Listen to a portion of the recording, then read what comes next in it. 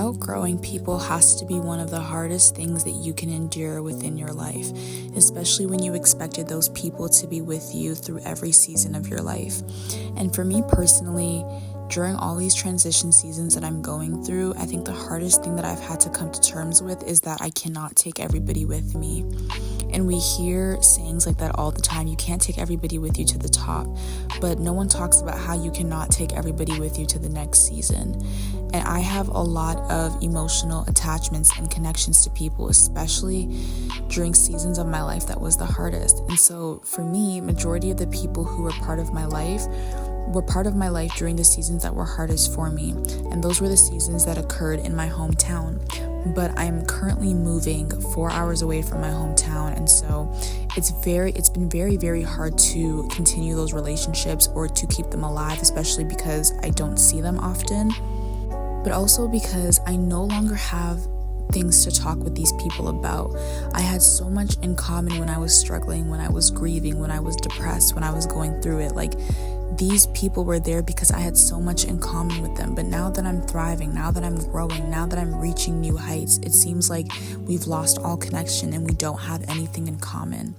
But I still feel this emotional connection to these people because they were with me during very, very hard times. But God is teaching me that just because they were with you for a season does not mean that you have to carry them with you for a lifetime. And so sometimes the connection has to be lost because not everybody will understand your purpose or where you're going. And that doesn't always have to mean that these people are bad people. That doesn't mean that these people have done something wrong. Sometimes that connection just fizzles out. And I think that's the thing that's been hardest for me to come to terms with in adulthood, is that some people's relationship with you just fizzles out. And the things that once made you who you are changing. And change is so beautiful yet so complicated in that way, because there are certain things that make us who we are, or who we think makes us who we are, and defines our personality and defines our character. And then change comes along and we realize we were never that person. That was never our character. We realized that we were changing our personality and changing our character to fit the environments that we were in. And when you truly get to an environment that's freeing, and when you truly get to an environment that embodies the fullness of who God is calling you to be in this season, you will notice that a lot of your behaviors were coping mechanisms. A lot of your yeses were just ways to keep people pleased and to keep people in your corner, but they were not actually what you really wanted to do. And when you spend a lot of time away from these people, you realize this was never who you were originally. This was never what you wanted to do originally. And so as things change, you realize that things that once made you who you are no longer what they used to be. And sometimes that will expose some ugly truths with the relationships that you had, but there's two sides to this process, and I really love to focus on the beautiful side of this process, which is realizing that you accepted less, and now you're no longer settling, and now you're no longer allowing less to become part of your story. And I think it's very important for a lot of us to start getting used to temporary people and people who are seasonal. Seasonal connections will happen for a multitude of reasons. Sometimes God will bring a seasonal connection to help you move on to the next opportunity. Sometimes God will bring a seasonal connection to help you get the car or the job or the apartment or the house. Sometimes God will bring a seasonal connection to you to help you get the reference letter. Sometimes God will bring a temporary replacement for you in order for you to have a friend in a super lonely season, because he sees that you can't bear to be lonely anymore, so he'll bring somebody in temporarily. But I think the problem lies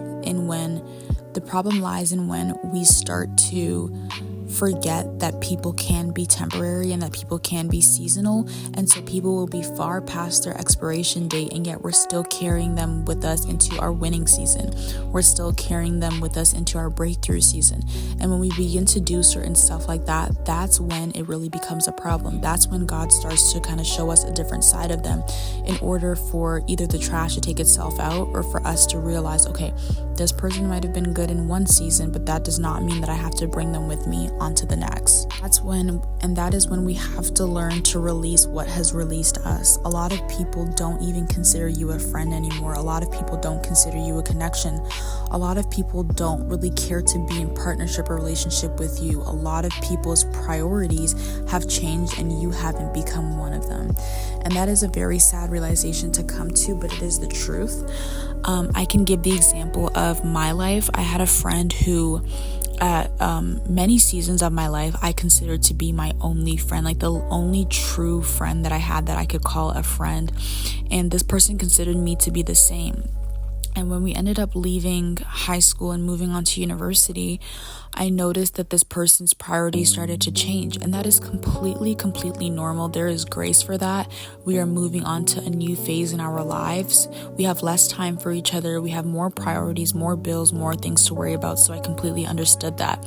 But then I started to feel more and more like I was being neglected in the friendship. Like I would text this person and they wouldn't get back to me like after weeks. I would tell this person we should probably hang out or we should do this to keep the connection alive, and they would keep stalling. And then when we finally did hang out, it felt like an interview. Like it felt like I was asking this person a million questions about themselves and they weren't reciprocating that with me.